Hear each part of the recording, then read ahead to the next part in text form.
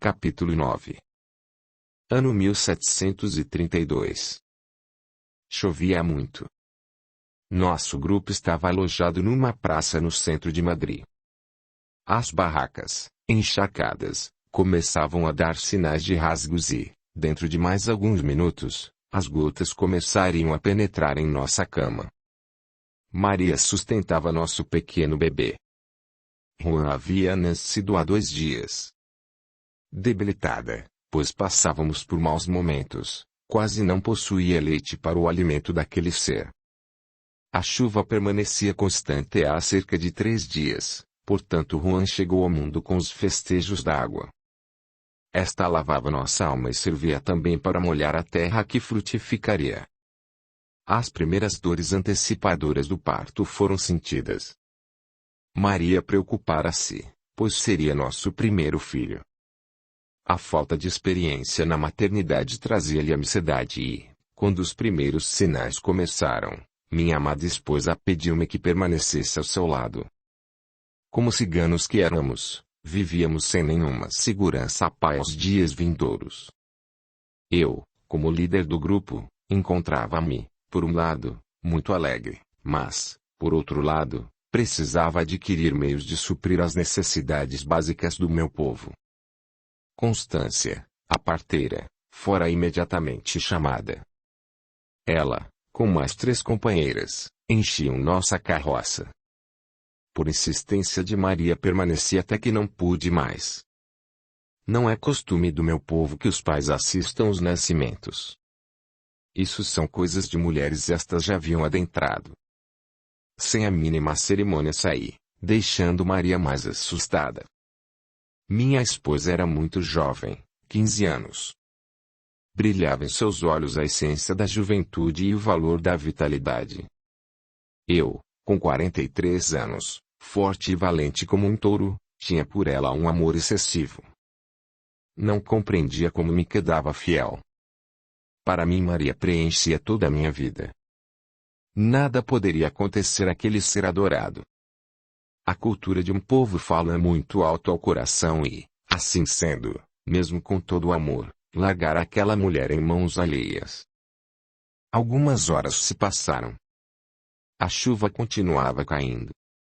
Eu e meus companheiros conversávamos debaixo de uma tenda onde colocáramos o fogo e um tacho de sopa para cozinhar a fim de podermos nos alimentar.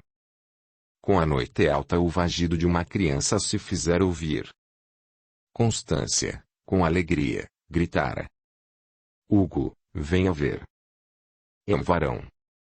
Você é pai de um varão. Minha alegria foi indescritível. Ter como mãe a mulher da minha vida e ainda ter um menino fora duplamente benéfico para mim. Como era costume entre os ciganos, comemos, bebemos, e dançamos, o resto da noite. O dia amanhecera e, como ainda chovia, poucos se dispuseram a sair de suas carroças. Eu me achava num tal estado de euforia que não me dera conta de que barulhos estranhos se fizeram ouvir. Algo estivera acontecendo do lado de fora. Hugo. Hugo. Venha. Saí desabaladamente. Deparei-me com alguns rapazes, montados em cavalos negros e fortes, a fazer arruaças conosco, buscando com espadas as intimidades de nossas carroças para encontrar nossas meninas.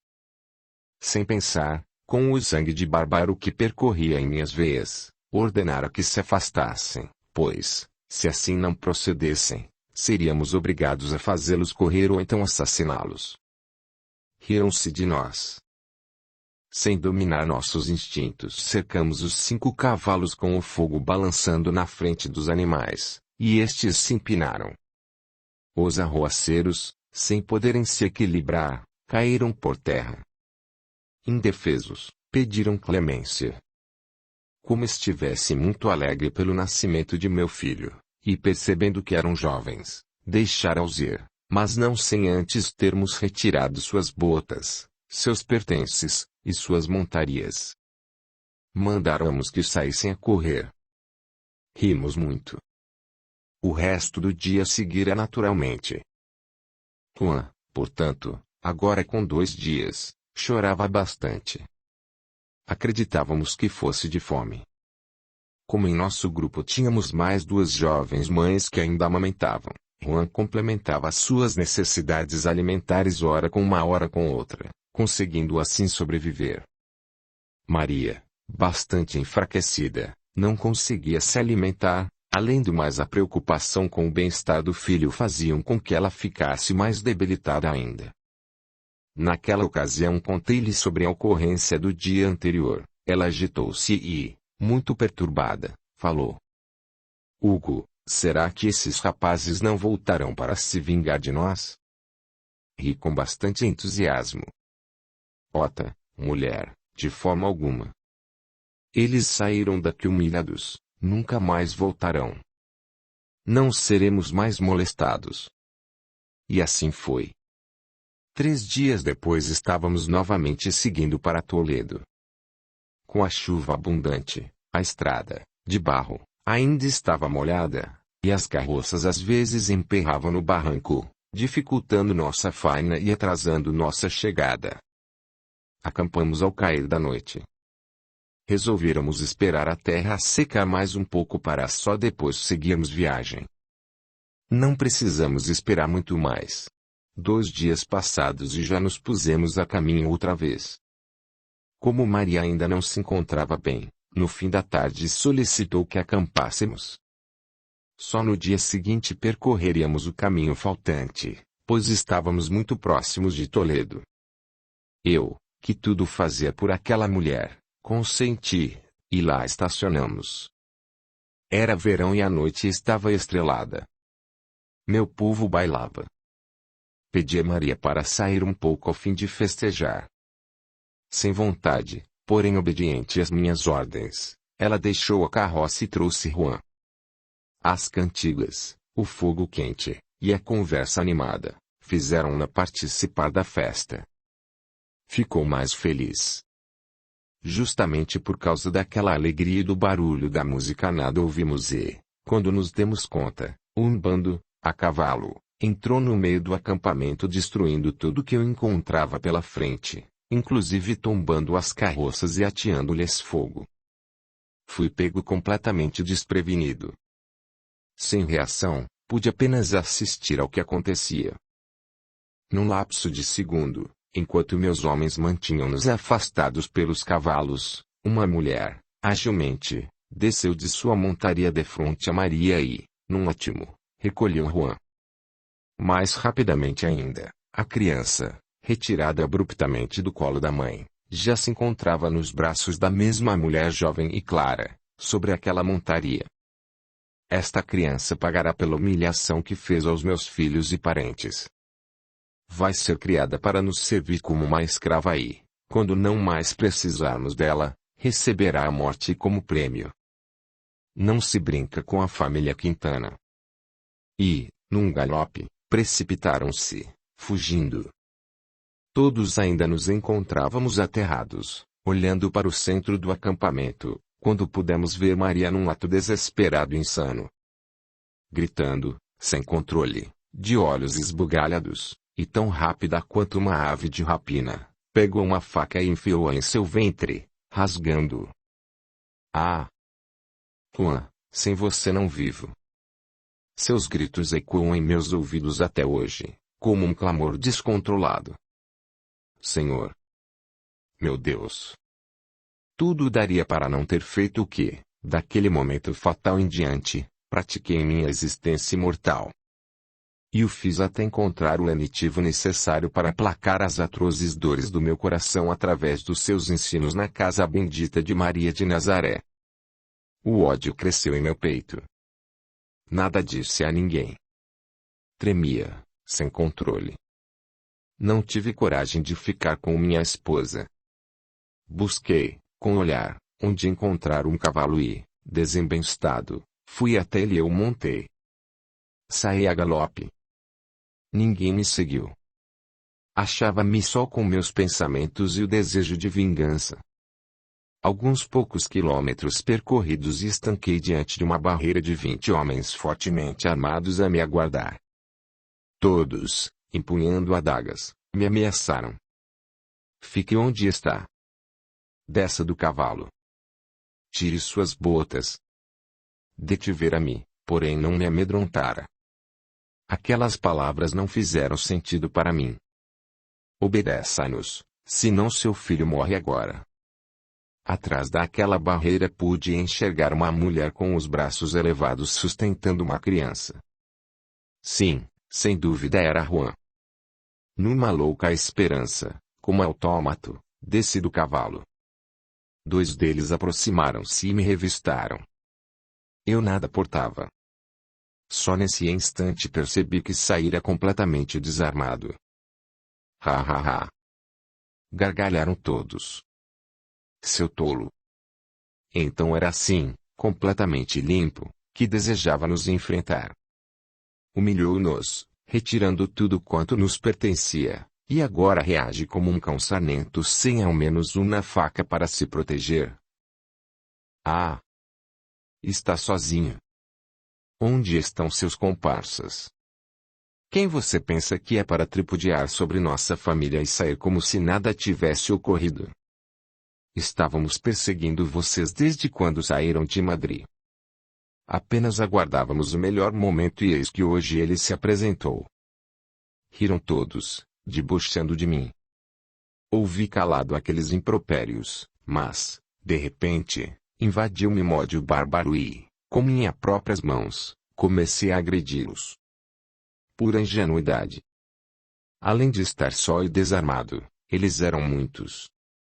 Imediatamente me espancaram e só pararam quando me viram completamente inerte e ensanguentado. Retiraram minhas botas, todos os pertences, minha montaria, e partiram. Permaneci desfalecido. Algumas horas mais tarde 2 companheiros do grupo cigano vieram me buscar. Hugo. Hugo. Desperte. Está vivo. Lentamente, saindo daquele torpor, fui tomando consciência. Maria. Onde está Maria? Hugo, ela está no acampamento. Vamos levá-lo para lá. Digam-me que ela está bem e que Juan voltou para os seus braços. Nenhum dos 2 respondeu, apenas balançaram ligeiramente a cabeça. Novamente desacordei. 14 de outubro de 2010. Profunda emoção toma conta de mim ao transpor a Porta do Sol ao norte, nesta cidade de Toledo, Porta do Sol frequentemente por mim atravessada. Senhor de minha alma, tende piedade de mim. É-me extremamente difícil estar novamente nela, depois de tantas aflições. Visitando Toledo na companhia dos irmãos encarnados, principalmente ao lado da médium que escreve estas linhas, e por estarmos muito envolvidos um ao outro pelo comprometimento do trabalho, sinto-me como se reencarnado estivesse. Este sentir provoca-me muitas dores. As mesmas lembranças, as mesmas emoções, todo ódio, rancor, e desejo de vingança. Contudo, ao mesmo tempo de consciência lúcida e transformada, troco todas estas emoções pelo sentimento de amar, perdoando meus inimigos, mas, principalmente, a mim mesmo, porque aprendi a duras penas que só o amor nos liberta, transforma-nos intimamente, e nos convida a auxiliar todos os envolvidos nesta trama, tanto aqueles quem amamos quanto aqueles quem odiamos. As emoções da carne e nas experiências do vivenciar o trabalho mediúnico são ímpares e intransferíveis. Jamais poderia imaginar que estes sentires completariam, de forma abrangente, minha efetiva mudança. Hoje extirpo pelas lágrimas aquele ódio, acompanhado pelo remorso, porquanto pela infinita misericórdia divina estou podendo fazer minha catarse. Simultaneamente o coração se alegra porque poderei, depois destes momentos, seguir livre e feliz, realizando a reconstrução moral de meus entes queridos. Estou, nestes dias, limpando completamente meu perispírito. Hoje aquelas minhas angústias e aflições pertencem ao passado. Vivencio-me novo sentimento e posso defini-lo como sendo de um profundo respeito a Deus por nos ofertar oportunidades de refazimento.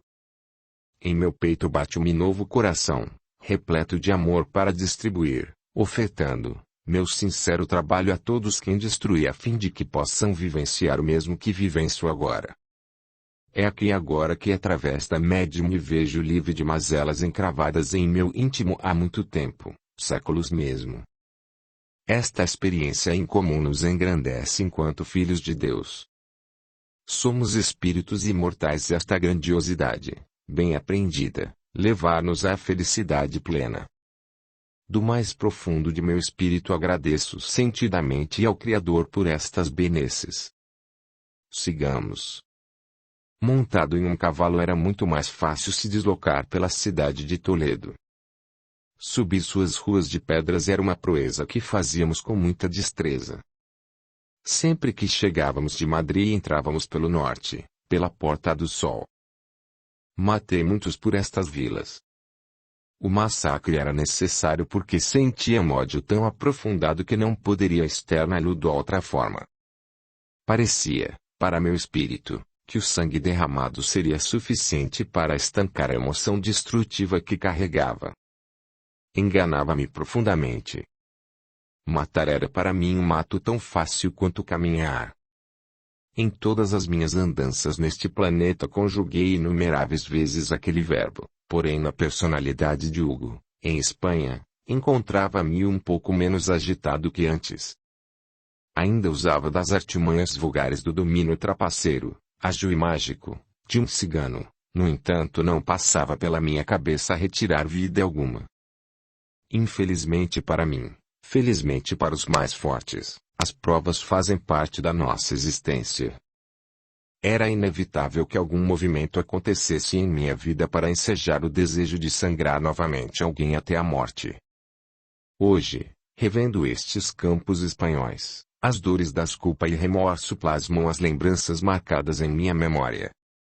Retornar está sendo o lenitivo balsâmico que cicatrizará para sempre a chaga da vingança. Sinto sair de mim os sangues das vidas retiradas com tantas crueldades.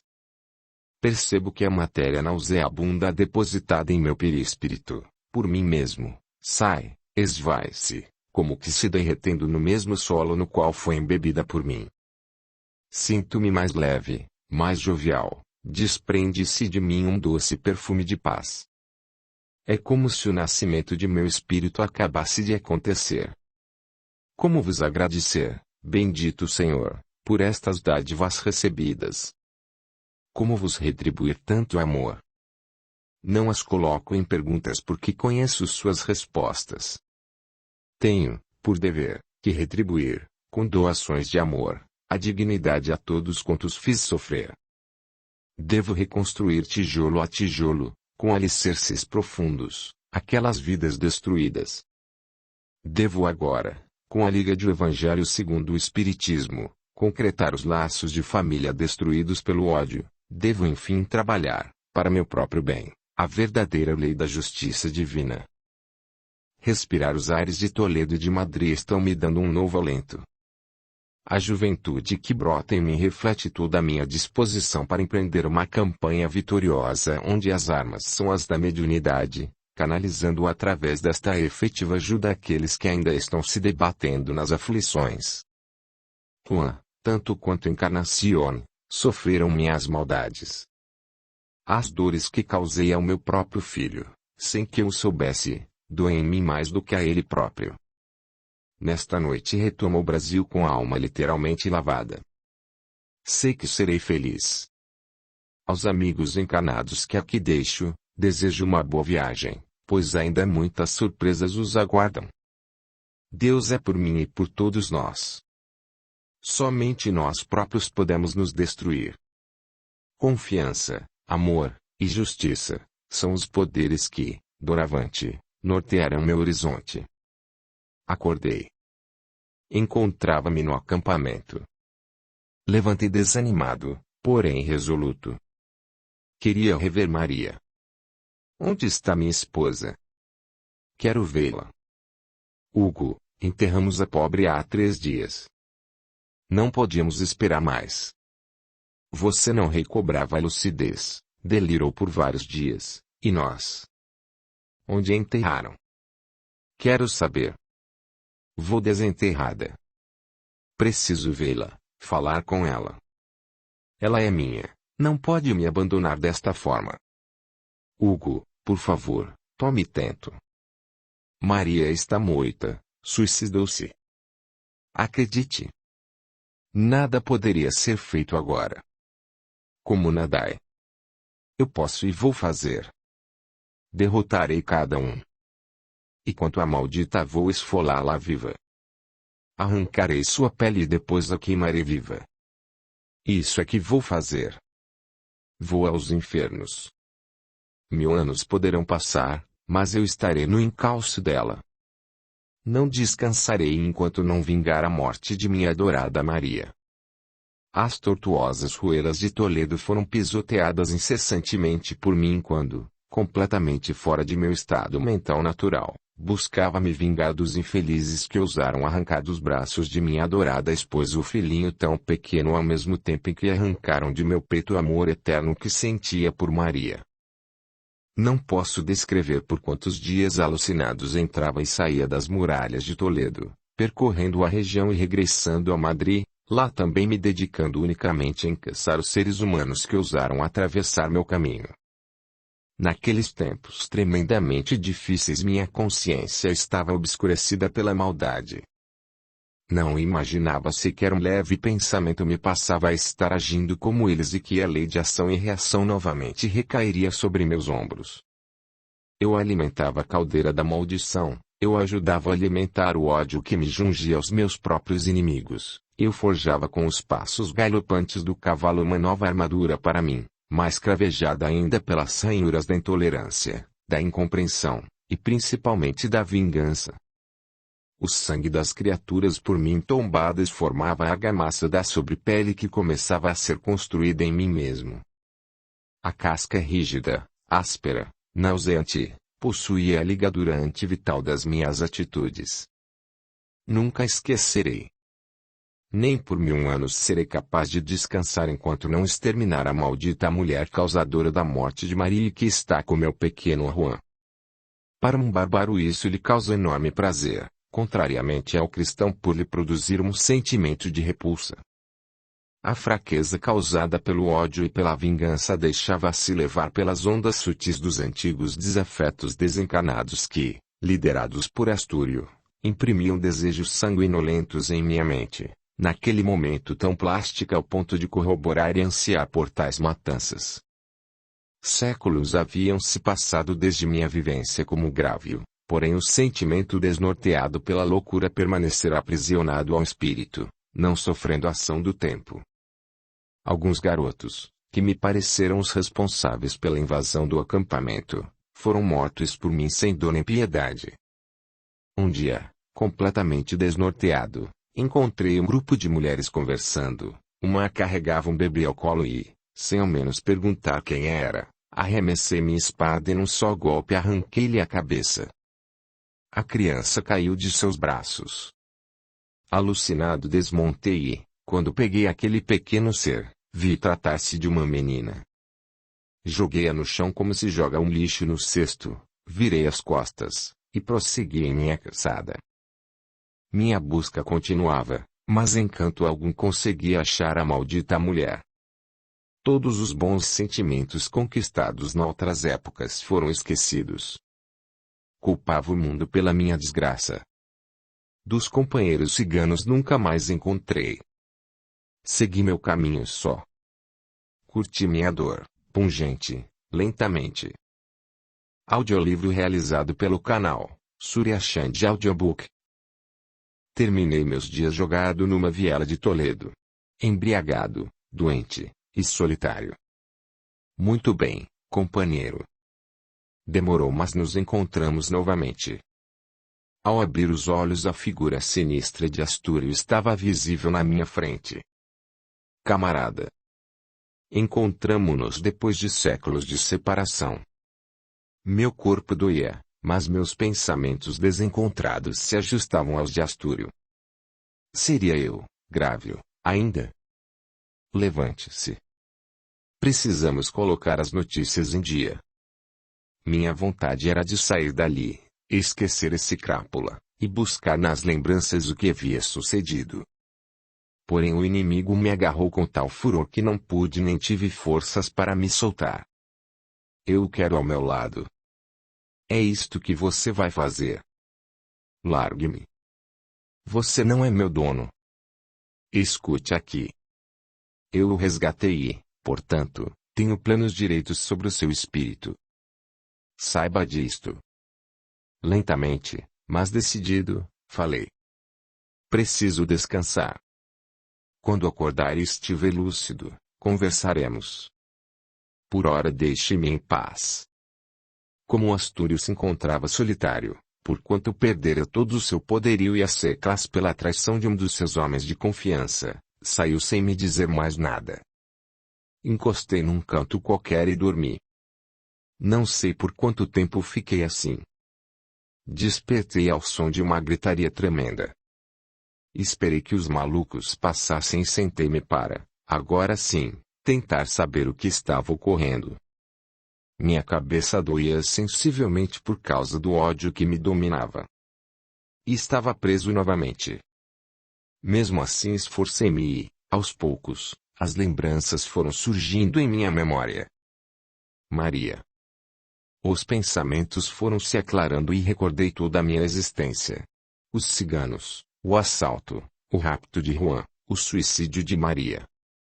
Olhei ao redor e reconheci o aspecto do lugar. Encontrava-me nas furnas trevosas, não tinha dúvida disso. Eu estava morto.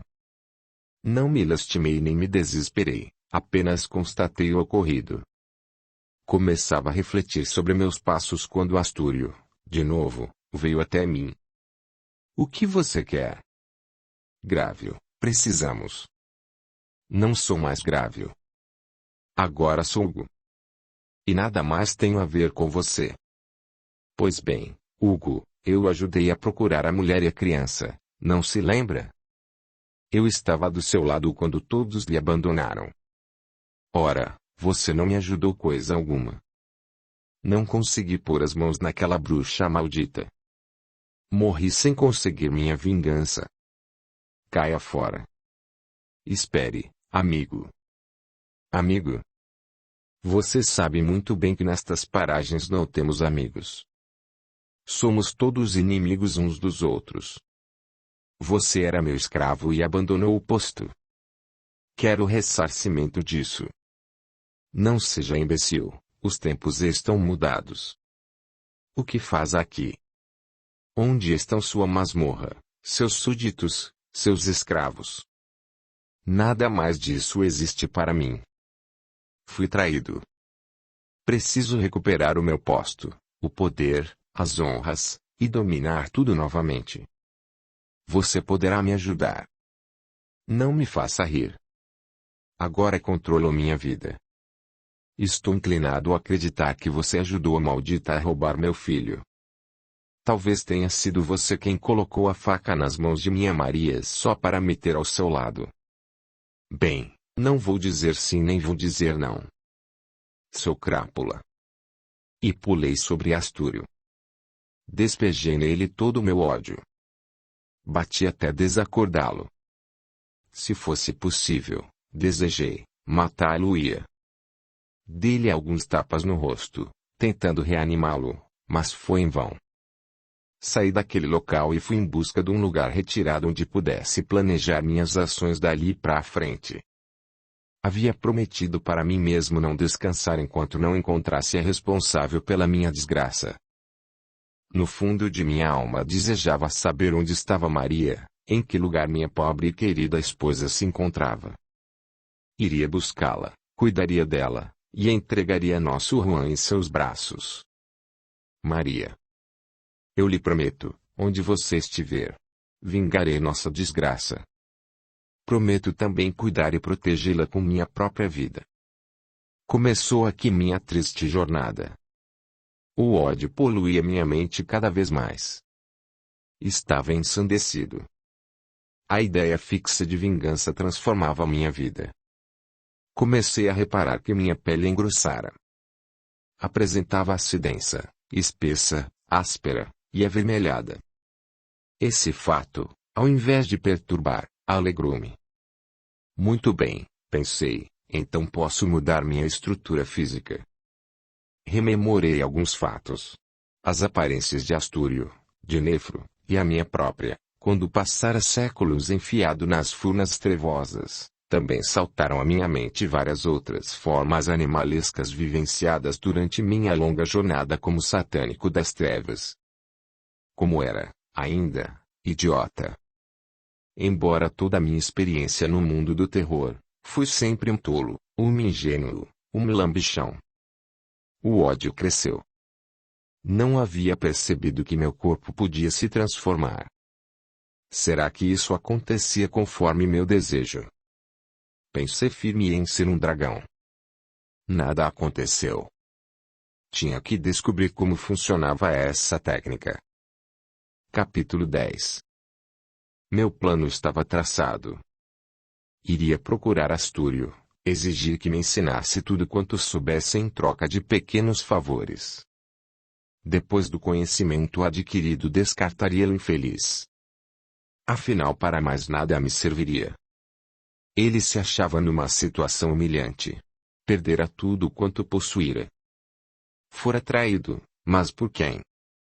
Estava decidido, iria descobrir a técnica de me transformar. Perguntei a médium o porquê da preferência por um dragão e não por outro animal qualquer, e a resposta dada pelo autor foi, por se tratar de uma forma animalesca primitiva, lagartão dinossauro enorme e forte. Não foi difícil encontrar o dito cujo. Astúrio, encontrei uma caverna relativamente ampla, poderemos fincar nosso quartel-general lá. Quer vir comigo? Tenho também uma proposta a lhe fazer. É pra já. Respondeu animado. Seguimos. Vou expor o que pensei. Permaneça calado e depois fale. As coisas mudaram. Você me dando ordens. Não deveria ser o contrário? Cale-se. Você está derrotado, enquanto eu me sinto cada vez mais forte. Eu sempre fui da luta, você do mando. Só o intelecto não funciona. Quer mais provas? E gargalhei debochadamente. Você só mandava, não colocava a mão na massa. Todas as informações lhe chegavam através dos trouxas, como eu era. Você, sozinho, não é nada, mas eu, ao contrário, sou tudo. Quando você estava acompanhado, eu sempre vivia rastejando, humilhado, mantido sempre como um escravo, por séculos. Vejo que aprendeu muito, bandeando-se para o lado dos fracos do cordeiro. Aprendi muito mesmo, porém não o mal, mas sim como evitar o mal. Isso está me ajudando agora, pois, sabendo que posso provocar, e como posso provocar, dominarei quem eu quiser, inclusive você. Astúrio deu de ombros. Continuei. Vamos fazer uma nova aliança. Você me ensinará tudo que souber, eu colaborarei nos favores que você precisar para novamente conquistar seu império. Estamos acertados assim? Para mim está ótimo. Porém, quem garante que vou ensinar a você tudo quanto sei e vice-versa? Neste momento você não tem escolhas.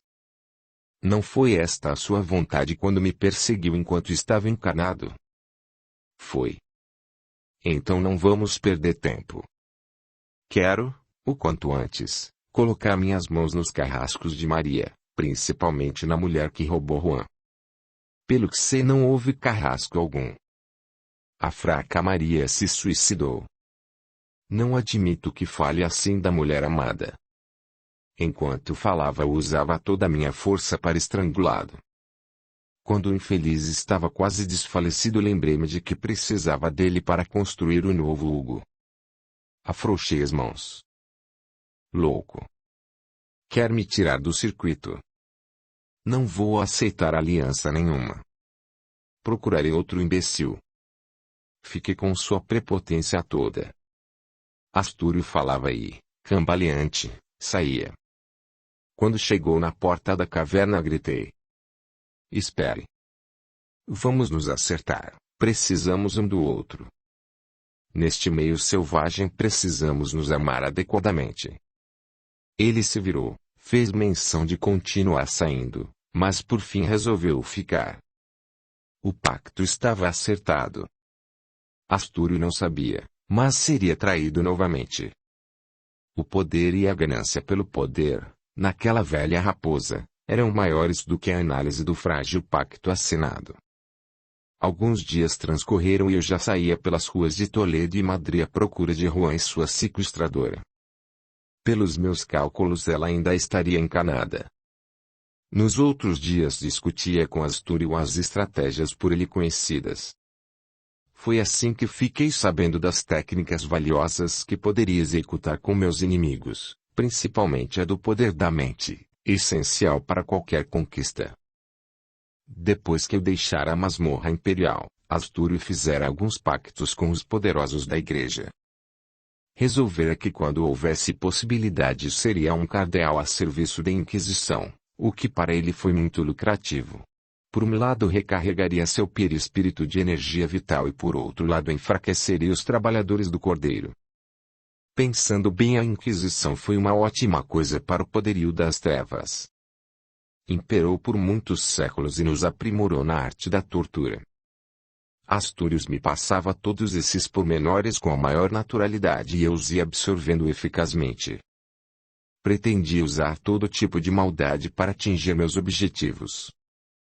Esta afirmação suscitou-me a seguinte indagação moral.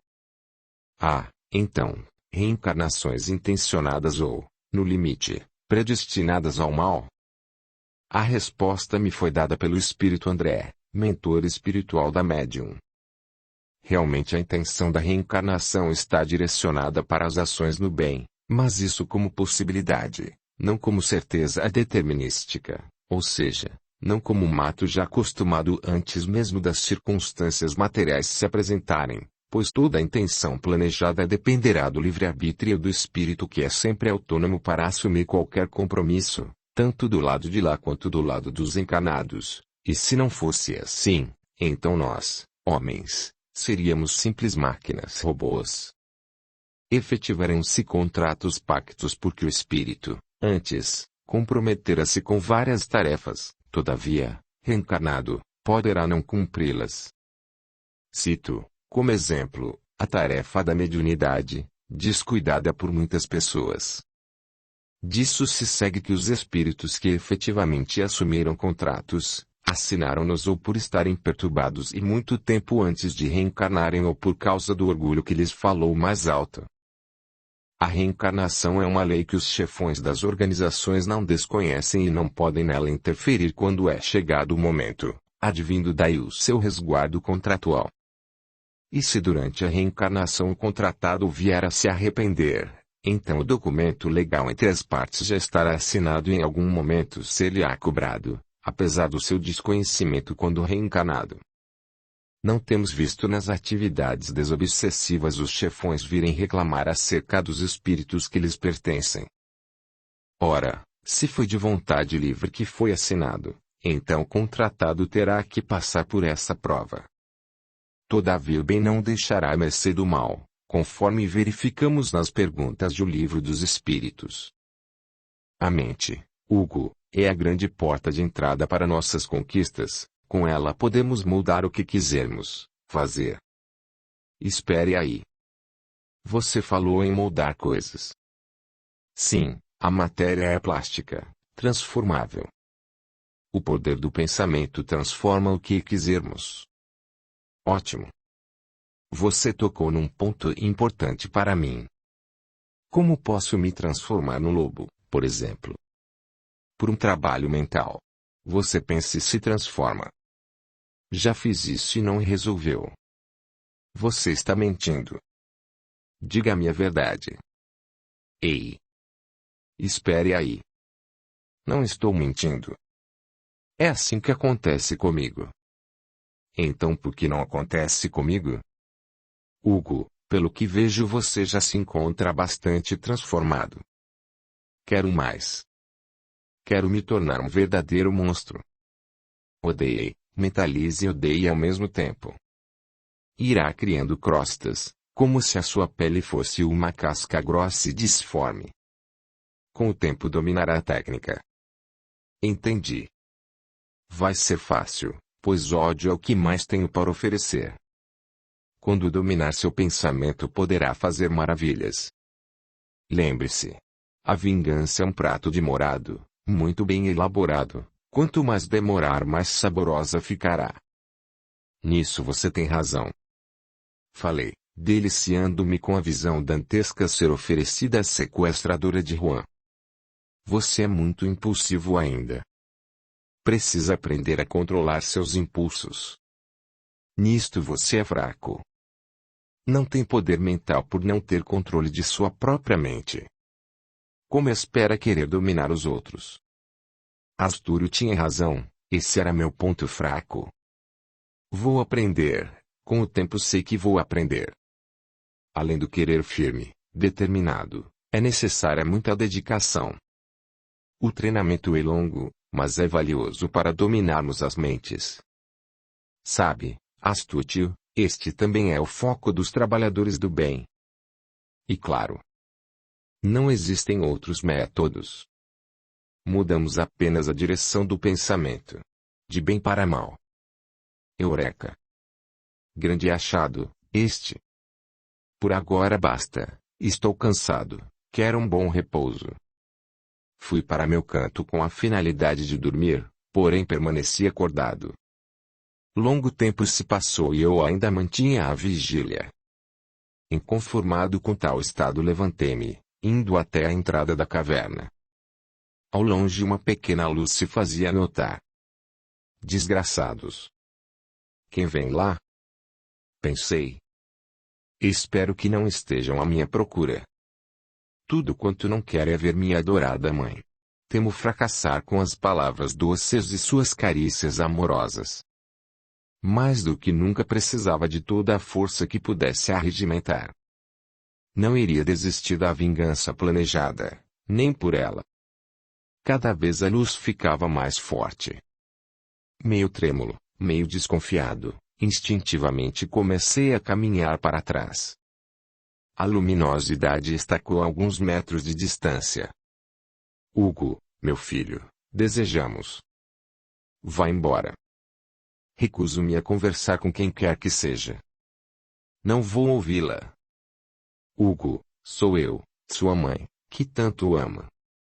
Desta vez não. Já disse. Recuso-me a falar, inclusive com a senhora. Não vou fraquejar. Não vou e não quero. Aos poucos a luz foi se afastando sem mais nada dizer até desaparecer. Reagiu bravamente. Era Astúrio a me incentivar. Deitei-me outra vez, mas os pensamentos rodavam em minha cabeça. Devo confessar que fiquei bastante comovido com a vinda de Esmênia. Titubeei, mas não me deixei escorregar. Agora não haveria retorno, meus objetivos seriam alcançados. Disse para mim mesmo. Adeus, mãe, fiz minha escolha. Sinto muito, mas você não faz parte dela. Enfim consegui descansar. Levantei muito mais confiante. Estava disposto a seguir adiante. A confiança em meus propósitos se achava redobrada. Um novo Hugo se pôs de pé naquele dia.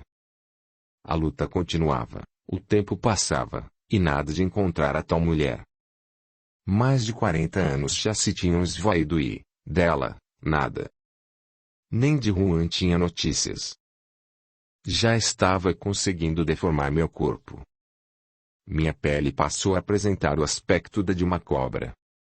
Uma espécie de escamas protuberantes, de coloração esverdeada, com alguns pontos avermelhados, impressionava quem me via. Encontrava-me satisfeito com meu próprio trabalho.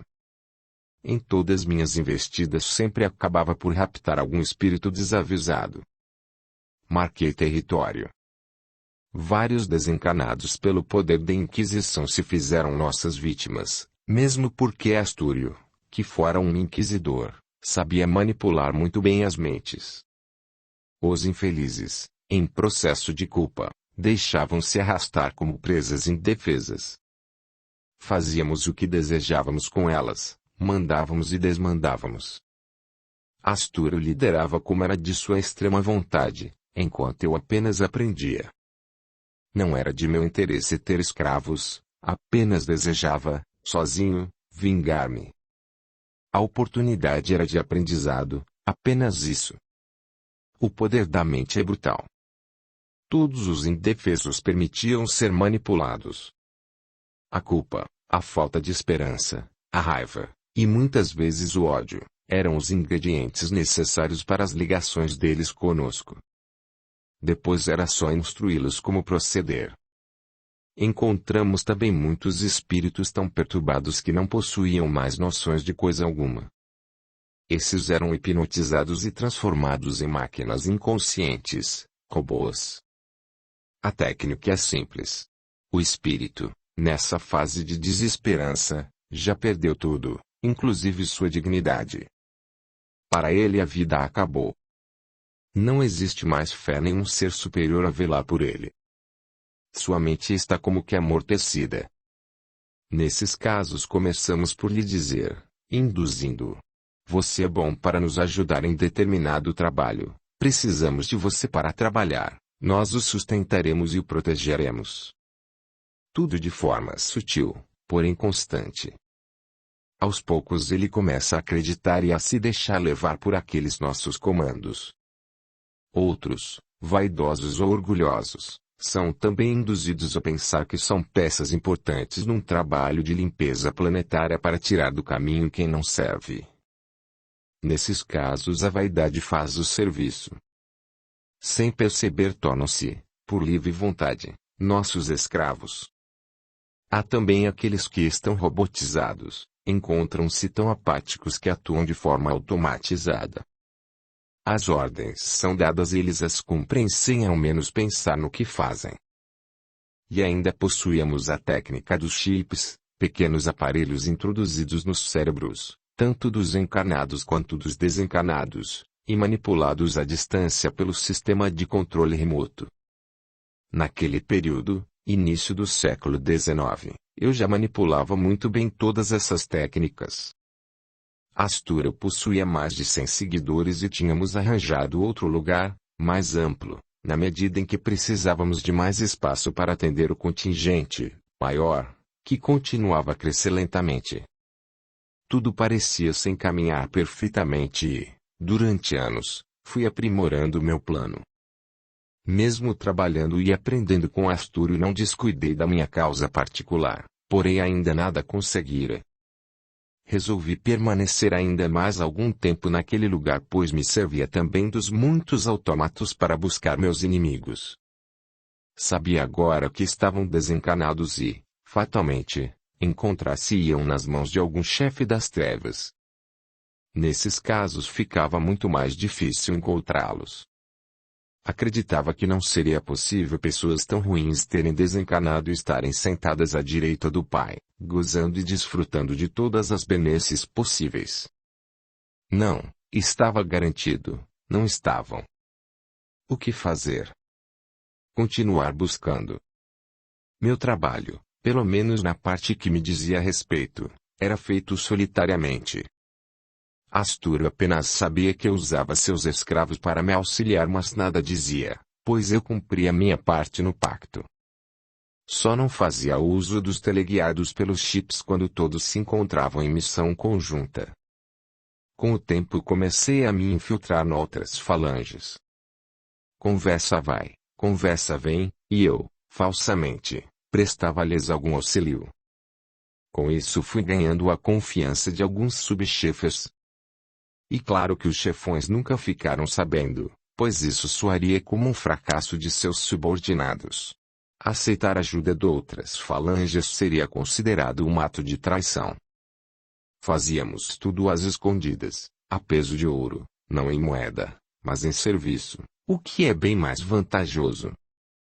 Meus informantes traziam-me destinos que eram checados e descartados por serem falsos. Eu mesmo prosseguia perseguindo pistas que redundavam, do mesmo modo, em fracasso. Não desistia. Paralelamente trabalhava o ódio em meu coração e também em minha forma física. Assim minha vida seguia, incansável, na busca de meus objetivos. Não me desesperei, pois tinha em mente que, quando encontrasse aqueles desafetos, minha vingança seria estupendamente mais saborosa. Foi dessa forma, perseverante, que em 1991 conheci Gilda, uma prostituta de bonita aparência que tinha tido sua última reencarnação na cidade de Toledo, no século XVIII. Como em todos esses anos eu não havia abandonado as duas cidades espanholas, conhecia num prostíbulo, sem dúvida muito mais requintado, pela sua fachada brilhante, portando-me novo nome para o velho lugar de sempre, porquanto os objetivos continuavam os mesmos. Libertinagem, prostituição. Seja lá como queiram designar. Gilda se aproveitava dos casais supostamente românticos para vampirizados. Roubava-lhes as energias sexuais, ao compartilhar do mesmo leito dos apaixonados, e as utilizava em proveito próprio, quer no prazer libidinoso quer na aparência esplendorosa que ostentava. Muitas vezes me servi sexualmente da companhia daquela incrível mulher que mantinha a mesma vida há muitas décadas ou, para ser exato, há 3 séculos. Nesse período havia reencarnado também como prostituta por 2 vezes, uma em Toledo, por volta de 1720, e outra em Madrid, por volta de 1880. Adoro a vida que levo. Não a trocarei por nada neste mundo, dizia Gilda, eufórica. Numa de nossas conversas sobre a antiga Toledo, contei-lhes sobre minha desventura. Para meu espanto e da própria interlocutora, o fato era por ela conhecido. Narrou-me que conhecia Encarnación. Quem é essa mulher? A tal que roubou seu filho. Ah! Então este era o seu nome? Sim. Todos os nossos amigos ficaram sabendo. Eu tive casos com cada irmão da dita cuja. Eram rapazes lindos, e muito eficazes, sorriu. Não quero saber da masculinidade de ninguém. Vá direto ao ponto. Onde ela está? Ora, meu monstro favorito. Acalme-se. Não sei onde ela está. Já se passou tanto tempo. Só a conheci porque, para estar mais perto dos irmãos, comecei a desenvolver uma amizade com ela. Interesseira. Ora. Não é também o seu modo de agir, interessadamente? Continue. Pedi-lhe. Gilda era igual a mim, não podia negar isso. Bem, seus 7 irmãos participaram da emboscada. Atacaram-no porque 3 dos rapazes foram humilhados em Madrid por você e seu bando. A desforra veio com o plano de Encarnación porque um dos rapazes era seu filho muito amado. Muito bem pensado, não achou? Não. Gritei a todo pulmão. Minha mulher adorada foi vítima disso. Como acha que estou? Satisfeito. E esbofeteei a pobre. Não precisa me fazer isso. Se for assim, calar-me-ei e não o ajudarei. Pode ir embora. Suma. Gilda, não quis fazer isto. Controle também suas indiretas. Continue, preciso saber. Todos se divertiam muito quando, em rodas de amigos, Encarnación contava seu plano e arregimentava adeptos para ajudarem-na. Gilda tomou fôlego e continuou. Logo que retornaram da empreitada, Encarnación resolveu descartar o menino. Colocou em votação o que deveriam fazer com ele. A maioria aprovou a morte, porém eu assumi ficar com o bebê. Era tão pequeno.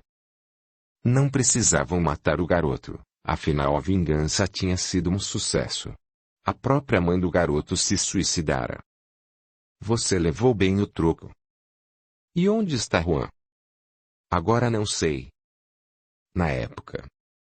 Como assim, não sabe? Você ficou com ele. Deixe-me falar. Não, eu não fiquei com ele, apenas o retirei do grupo para evitar a sua morte.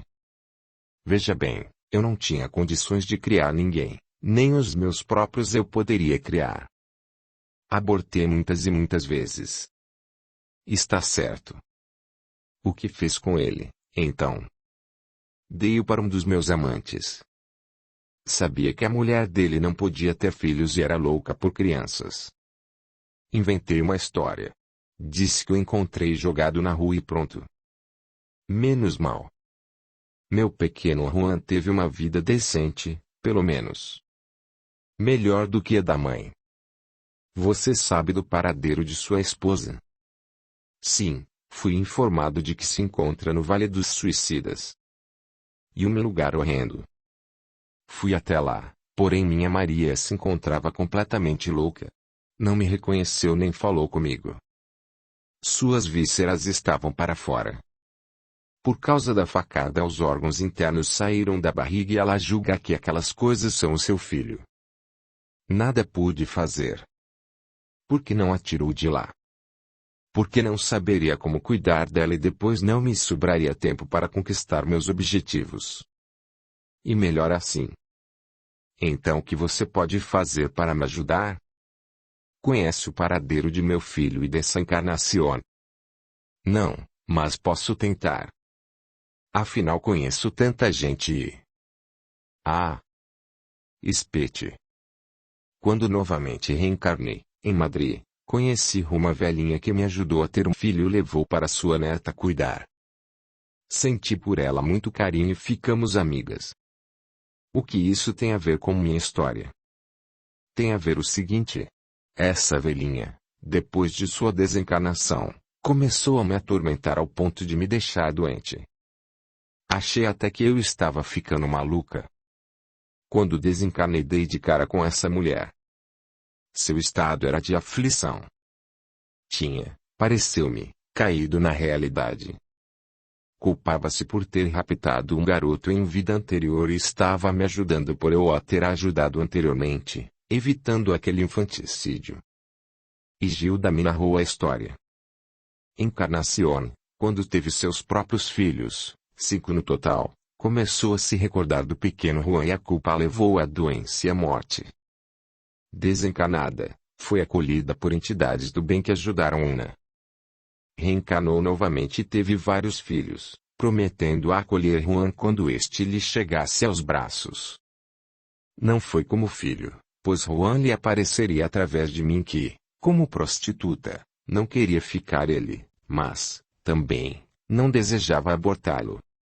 Assim a neta de Encarnacion, que também não podia ter filhos, recebeu e cuidou do pequeno Juan. E depois, o que aconteceu? Esqueci-me de tudo. Hugo, minha vida não é ter filhos nem, muito menos, cuidar deles. Estou em outra. Nunca mais obtive notícias. Gilda. Levante-se, aprume-se. Vamos procurar essas pessoas, vamos atrás dos rastros. Não quero fazer nada, deixe-me em paz. Minha vida é preciosa e o tempo está sempre a meu favor. Meus companheiros de noitada estão para chegar. Agora não. Enquanto não me ajudar a achar essas pessoas, não vou deixá-la partir. E olhe que sou muito bom nisso. Largue-me. Não quero ir. Ou você vai por livre vontade ou usarei o poder da minha mente contra você. A escolha é a sua. Temerosa, Gilda resolveu colaborar. Era preferível permanecer lúcida que ser hipnotizada ou coisa pior. Recomecei uma nova caçada, agora com um pouco mais de certezas. Sentia-me bem mais próximo dos inimigos. Saímos daquele antro e rumamos direto para minha moradia. Qualquer deslize de Gilda e eu a trancafiaria. Em meu território tudo ficaria mais fácil. Por esse tempo estava vivendo sozinho naquela antiga caverna onde iniciamos, Astur e eu, a nossa convivência. Deixe o seu gostei, comente, compartilhe, e se inscreva. O seu apoio ajuda o canal a crescer, e faz com que estes audiolivros cheguem a mais pessoas. A gratidão é o caminho da evolução. Capítulo 11. No dia seguinte rumamos para Madrid, onde Gilda retornou à sua antiga casa na qual morava quando encarnada.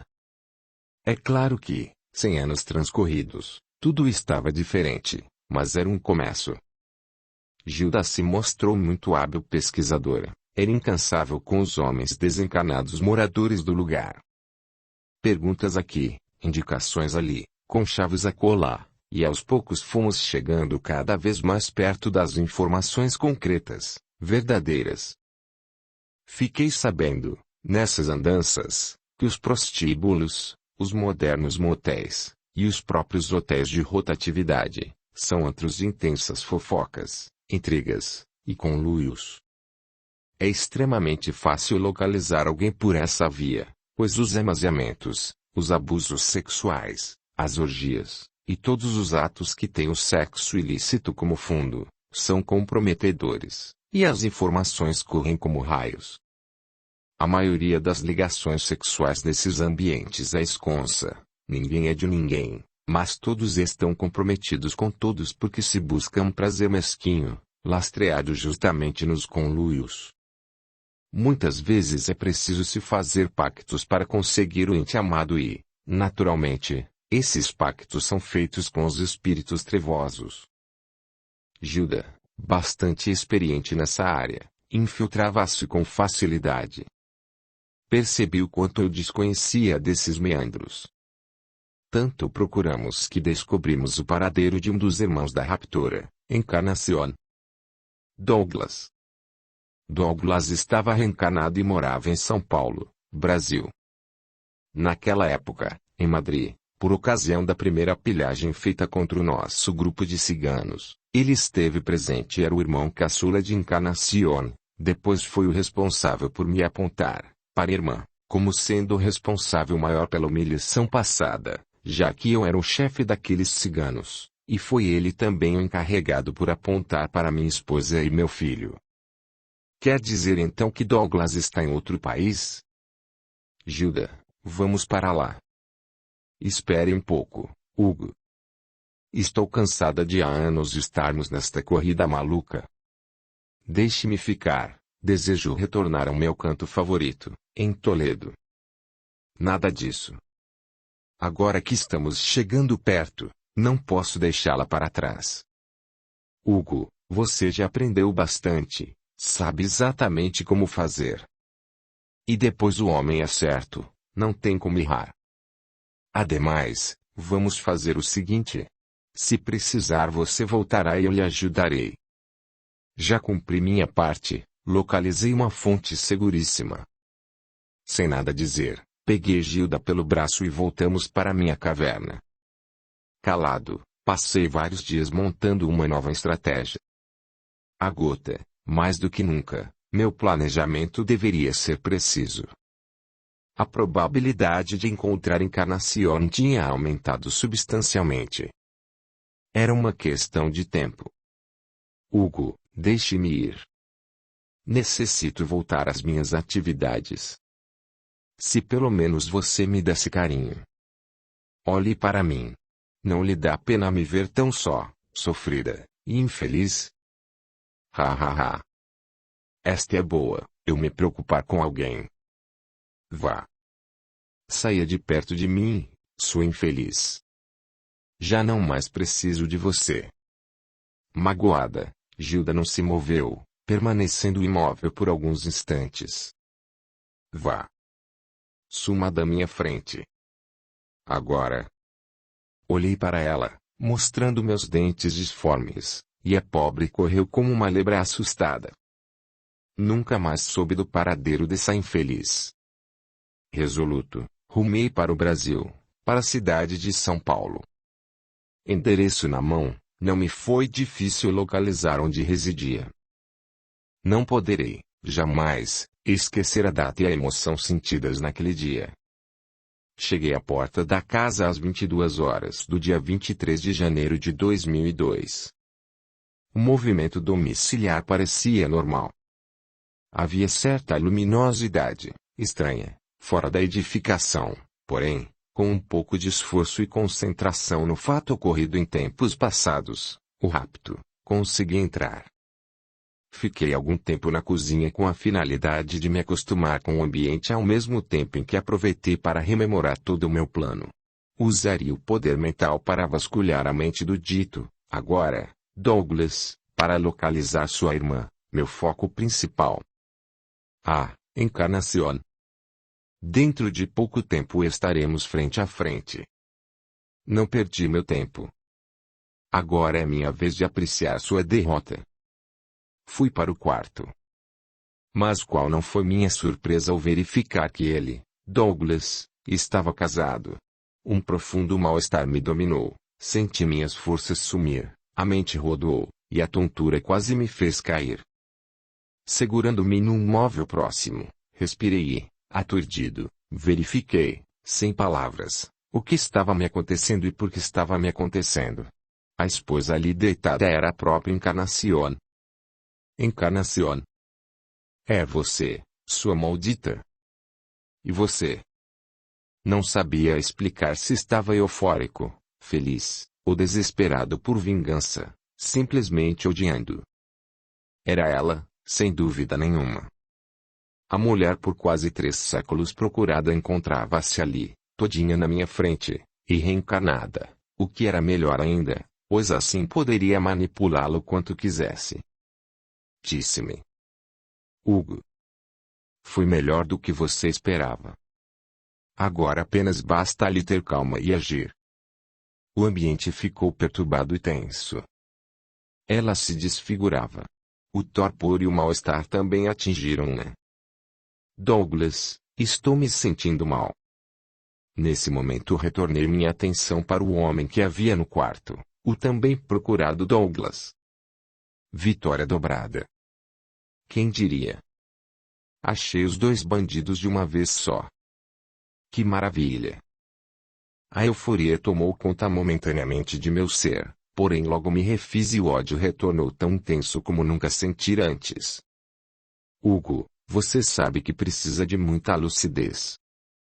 Não se deixe levar pelo impulso. Já cometeu erros demais para, nesta hora, colocar a carroça na frente dos burros. Falei alto para eu mesmo ouvir. Percebi de imediato que os 2 sentiram minha presença, ela, porém, mais do que ele. Talvez pela culpa, observei. Fixei moradia naquele lugar e comecei a executar meu plano. Toda a minha fúria se locupletaria no desequilíbrio do seu campo mental. Pelas conversas, e sempre perseguindo a Encarnación, que agora se chamava Lúcia, fui percebendo que ela era religiosa. Tinha uma vida relativamente regrada, conquanto seu marido fosse um tanto displicente quanto às atividades religiosas dela. Uma vez por semana acontecia na casa certo culto do Evangelho no lar e, muitas vezes, precisei sair porque acorriam espíritos iluminados ao lugar, aqueles tais trabalhadores do bem. Pouco tempo depois eu regressava, porquanto as defesas espirituais caíam por causa dos próprios pensamentos dos seus habitantes. 2 filhos completavam a família e, desses, afeiçoei-me por um. Parecia que o rapaz me transmitia certo afeto. Tratei logo de escolhê-lo como bode expiatório, pois entendia que, mexendo diretamente com seu próprio filho, isso mais iria atormentada. Ela não mexeu com o meu? Então, agora, que aguentasse. Reinava lá um clima de concórdia, embora houvesse, na verdade, muito mais aparência. Continuei seguindo-a para descobrir os pormenores de sua vida. Tinha necessidade por saber tudo sobre a vida de Lúcia, assim poderia agir com máxima precisão. Foi desse modo que acabei por descobrir ser ela espírita. Frequentava e era trabalhadora de um centro espírita. Balela. Falava-me. Fazia-se passar por santa, boazinha. Mas eu, só eu, sabia o quanto era dissimulada, malvada, bandida. Como pode uma espécie vulgar de mulher, como ela, exibir tal máscara para a sociedade? Aguarde. O que é seu já se encontra reservado. Sutilmente, porém exercendo meu poder mental, fui trabalhando em sua epífise, pois essa se revelava sensível ao contato dos espíritos. Como costumam dizer, e médium. Comecei a incutir em seus pensamentos ideia da destruição de si mesmo e ela iniciou então a ter tremores, convulsões, eu a cair na rua, inexplicavelmente, pois não mais funcionavam, de modo correto, as ligações sinápticas de seu sistema nervoso central. Procuraram um médico, fizeram exames, mas nada encontraram. Mesmo assim passou a tomar remédios fortíssimos para voltar a obter o controle de si. Tudo em vão. Piorava ao invés de melhorar. Realizei o mesmo processo em seu filho e também os efeitos logo se fizeram notar. Era preciso enlouquecê-los, deixá-los no mesmo estado em que Maria se encontrava. Usaria do olho por olho, lei antiga que regia nossas vidas. A grande maioria dos espíritos, encarnados ou desencarnados, ainda se presta a utilizar essa lei de talião. As coisas começaram a piorar. Para minha surpresa, Lúcia foi impulsada na diretoria da instituição espírita por ela frequentada. A dissimulação dessa gente é sem limites. Pensava eu, até mesmo como gozação de toda aquela situação. Mas isso favorecia meus intentos, pois, quanto maior fosse sua hipocrisia, mais fácil meu poder atingiria. Com o correr dos meses ela passou a estar completamente, todinha, em minhas mãos. Era engraçado porque em momento algum procurou ajuda na instituição espírita que participava. Quanta confiança, hein? A falsidade reina quase absoluta nesse meio. Os próprios líderes não buscam ajuda nos lugares que ditam ordens, mas ainda querem incutir em nós, nominados obsessores, suas regras de conduta moral. Ora vejam. Quem pensam que são para falar assim conosco? Cada vez mais me tornava soberano sobre ela e sobre toda sua família, principalmente seu filho amado. Foi implantado na casa espírita um trabalho de cura espiritual com um médium de fora dos quadros da casa do qual Lúcia, em toda sua falsidade, indicava como tratamento aos seus vários frequentadores. Eu ria muito, divertia-me a valer, pois ela era digna de um prêmio por sua interpretação. Parecia pura, humilde, e sem problemas. Só eu sabia o quanto ela penava, mercê como estava da minha vontade. Agia direitinho, como eu precisava que agisse. Caso se bandeasse para exemplificar o evangelho que lia, eu estaria perdido, perderia o poder mental exercido sobre seus pensamentos. Ainda bem que a maioria dos religiosos prega mas não cumpre o que ensina. Vamos, assim e cada vez mais, ganhando terreno de ação. Ficava, todas as noites, esperando-a sair do corpo pelo sono a fim de atormentá-la. Desesperava-se ao avistar minha aparência. Temia e fugia o quanto podia de mim. Eu apenas me divertia. Com o tempo passou a ter medo de dormir. A insônia era agora sua aliada, porém o corpo ia ficando mais debilitado. Fiquei perplexo quando um dia, em particular, procurou um médium curador e queixou-se dos problemas que enfrentava. Caso muito sério por apresentar problemas na cabeça, levando-o a medo de enlouquecer, uma vez que os médicos nada diagnosticavam. O que fazer? Explicou também que seu filho sofria da mesma deficiência. Trata-se de uma obsessão complexa, foi este o diagnóstico espiritual. Fui descoberto, pensei, contudo resolvi enfrentar a situação com unhas e dentes. Eu já sabia. Disse ela. Como vamos fazer? Não quero fazer tratamento aqui no centro espírita onde sou diretora. Você sabe como é. O médium curador admirou-se, porém sugeriu-lhe. Você poderá ir ao centro espírita no qual trabalho regularmente, todavia em outra cidade. Prefere ir lá? Ficou então acertado a ida dessa infeliz criatura para o interior do estado a fim de fazer sua sessão de desobsessão.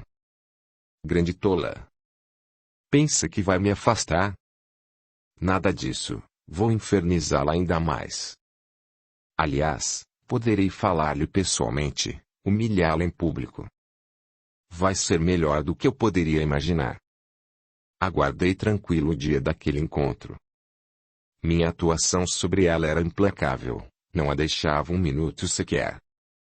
Resolvi então colocar um espírito parasita em sua economia perispirítica a fim de exercer sobre ela os influxos mentais por mim canalizados. Preparei o indigente, encontrado largado nas ruas da cidade. É assim como digo. Pelas ruas das metrópoles ou mesmo em pequenas cidades, encontramos muitos espíritos dementados, inconscientes, jogados pelas vias públicas. São dóceis ao trato das mentes diabólicas por se encontrarem semi-inconscientes ou alheios ao seu exterior. Esses são os efeitos das depressões profundas estabelecidas por processos de culpa pelos erros gerados no passado. Apossei-me de 2 desses espíritos e os preparei para terem convulsões, pressões na cabeça, dormências, tonturas, apagões mentais. São técnicas usadas por mentes vingativas, como a minha, com o fim de provocar os mesmos sintomas nas vítimas encarnadas. Utilizamo-nos desse processo para ficarmos mais livres para trabalhar em outras frentes, pois os espíritos preparados são acoplados colados no perispírito do encarnado e lhes passam todo o desequilíbrio mental emocional que sofrem. Consequentemente, Lúcia permanecia cada vez mais perturbada. Cada vez se tornava mais fácil manipulá-la, porquanto, mulher de pouca fé, tampouco acreditava no próprio tratamento espiritual que fazia. Os médicos, estes eram seu refúgio. Para mim isso estava perfeito porque, com as drogas ingeridas, remédios indicados pelos especialistas do sistema nervoso ou pelos psiquiatras, era-me mais fácil dominá-la. Explico. Dopado, o espírito não consegue comandar seu sistema nervoso para repelir o ataque sofrido pelo denominado obsessor. O espírito encarnado já não consegue se comunicar com seu corpo pela sua mente, posto não mais conseguir emitir pensamentos adequados por não conseguir sair da forte influência de nosso campo mental e assim, por conseguinte, torna-se nosso escravo.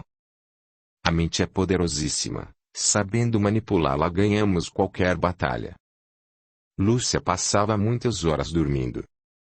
Eu a mantinha, naquelas oportunidades, presa em sua própria cama, ouvindo todos os impropérios que podia colocar para fora.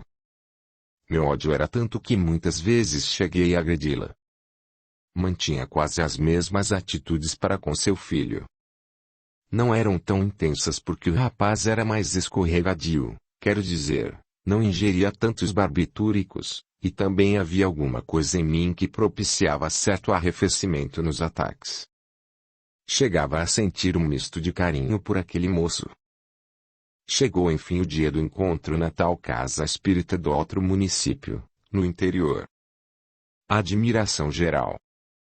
Lúcia não apareceu. Porém avisei aos participantes para não se meterem comigo. Meu assunto era pessoal e eles nada tinham a ver com o caso. Não adiantou o aviso. Eles começaram a fazer preces, a pedirem por mim, pela Lúcia, e por toda a sua família. Orientaram-na para que o culto do Evangelho no lar tivesse um aproveitamento melhor no sentido da casa de Lúcia ficar protegida. Como se isso fizesse diferença. Coisa alguma adianta nesse culto se as pessoas não fazem o que leem, e, além do mais, o desentendimento acontece logo mesmo nos comentários do livro lido. Por isso tal culto não serviria para me retirar de seu lar. Eu era mais forte. Douglas e os filhos são fracos mentalmente, nada conseguem porque os exemplos de Jesus não encontram ressonância em seus corações, assim como no de Lúcia. Já falara. Muita aparência e pouco reforma íntima. Eu estava irritado. Mesmo dominando a situação na casa de Lúcia, e principalmente em sua mente, haviam entrado em cena alguns espíritos evangelizados, mentores trabalhadores da casa espírita que estava atendendo ao caso em referência. Aquela intervenção não era uma coisa boa para mim, pois tratava-se de gente do Cordeiro e, quando eles querem, a nossa situação fica mais difícil. Lembro-me muito bem da minha estadia na casa de Nazaré e também das conversas com Astúrio. O problema agora estava ampliado porque, se Lúcia não era páreo para mim, Não poderia afirmar o mesmo desses outros. 1. Mas eu estava decidido. Continuaria, custasse o que custasse. Mas acirradamente me preparei, a guerra estava apenas começando. Na semana seguinte não fui, porém eles, os tais do Cordeiro, entraram na casa de Lúcia e levaram um dos meus indigentes. Resultado: nada pude fazer, o indivíduo não voltou. Bem, continuaria com o outro que me restou e apanharia mais um na rua para prepará-lo. Com o correr dos dias a situação foi se complicando, na medida em que não mais dispunha de tempo para preparar outro espírito vampirizador. O lar estava sendo vigiado por espíritos luminosos e, por efeito, minhas ações passaram a não mais atingir meus desafetos. Havia uma espécie de barreira a proteger aquela família. Lúcia, alguns dias depois, preparou-se para ir ao interior, na casa espírita. Era minha grande chance. Segui também. O ambiente estava tranquilo. Uma força amorosa envolveu-me e, imediatamente, a lembrança de Esmêrnia, minha adorada mãe, aflorou em meu pensamento. Olhei aos lados na tentativa de encontrá-la, porém fiquei muito feliz por verificar que lá ela não se encontrava. Concentrei-me nos meus objetivos.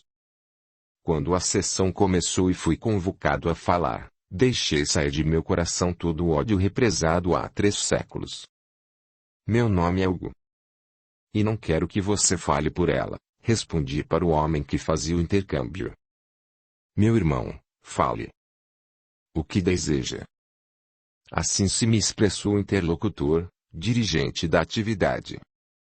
Deixe que ela fale. Ela precisa saber que isto é uma guerra, que estamos em guerra. E dirigindo-me a ela, o que você veio fazer aqui? Lúcia nada dizia. Encontrava-se meio dopada, meio aturdida. A consciência culpada colocava a infeliz em posição de arrependimento, porém o orgulho não facilita o entendimento. Continuei, por ser minha oportunidade de oprimi-la, a cobrar o passado, saber dela onde se encontrava meu filho. Vejam como sou. Um monstro. Mostrei a todos minhas garras, mas minha aparência, mistura de dragão e homem, não impressionou os trabalhadores da casa. Tenha compaixão. Você não está vendo o sofrimento desta nossa irmã, subjugada à sua atuação mental? Acha que darei atenção a um verme? Construí, durante 300 anos, este corpo para me proteger e me vingar. Detém o poder de manipular seu sistema nervoso central, de esmagá-lo. E dirigi-me a ela. Vou esmagar sua cabeça. Continuarei a torturá-la. Minha esposa, a cigana que você espoliou roubando-lhe o filho, atravessou uma faca em seu ventre e suicidou-se. Está louca? Meu desejo era o de esfaqueá-la, dizer-lhe um monte de impropérios, mas não consegui. A emoção do momento, forte demais, traiu-me. Saí correndo do lugar. Alguns dias depois Lúcia retornou ao médico. Minha pressão estava muito mais acirrada. O especialista dobrou a dose do remédio. Ela estava totalmente em minhas mãos, agora também se torturava. Nos momentos de completa apatia eu amarrava seu corpo inteiro e, com auxílio de um aparelho curvo, de metal, quase um capacete, comprimia, pressionando, seu crânio. Naqueles espaços de tempo eu delirava de prazer. Enlouqueça, sua desgraçada. Vá para o inferno. Desejo que seu destino seja o mesmo da minha Maria. Vá. Siga a mesma trilha. Simultaneamente ao meu falar, apertava o metal. Horas se passavam. Minha fúria era insaciável, ilimitada. Quando largava a mãe, corria para torturar o filho, mas o prazer era menor. Muitas vezes procurava aumentar o sofrimento do rapaz para sentir maior satisfação, entretanto não conseguia. Aquilo me incomodava deveras, no entanto em nenhum momento procurei saber o motivo de tal atitude. Mais de 20 dias transcorreram quando recebi, novamente, Uma convite para comparecer ao Centro Espírita Nossa Senhora de Nazaré, aquele do interior, no qual Lúcia fora pedir ajuda. Resolvi aceitar. Era preferível saber exatamente os planos dos inimigos para poder melhor me defender. Vim atendendo a um chamado. Boa noite, Hugo. Desejamos conversar um pouco com você. Nossa Lúcia está sofrendo.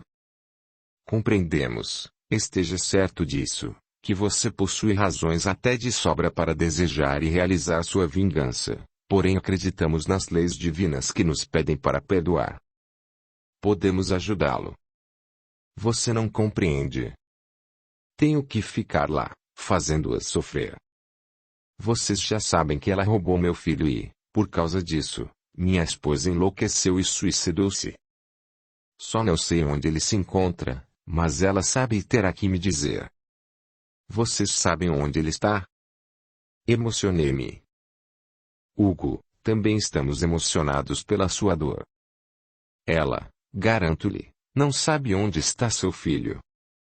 Encontra-se reencarnada, logo, esquecida do passado, e você sabe disso. Por que torturada?